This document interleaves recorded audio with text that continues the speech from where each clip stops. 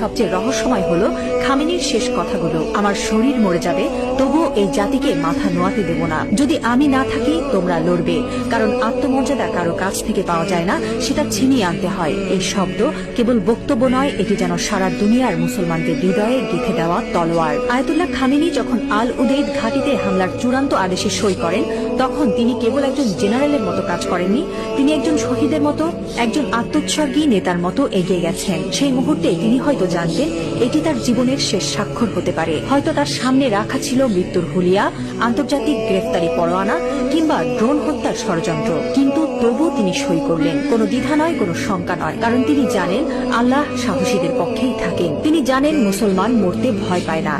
যারা আল্লাহর পক্ষে থাকেন তারা জানে মৃত্যু মানেই পরাজয় নয়, বরং আত্মত্যাগী বিজয়ের শুরু। এই একজন মানুষ এখন আর কেবল ইরানের নেতা নন, তিনি হয়ে উঠছেন সারা বিশ্বের মুসলিম উম্মার প্রতীক। একজন বিশ্বাসী, একজন অটল মুজাহিদ, একজন সাহসী পিতার মতো তিনি বলছেন, আমি থাকি বা না থাকি তোমরা লড়বে। হ্যাঁ মুসলিম উম্মাহ, তোমরা মাথা নিচু করো না। লা ইলাহা ইল্লাল্লাহ, আল্লাহ ছাড়া আর কোনো ইলাহ নেই।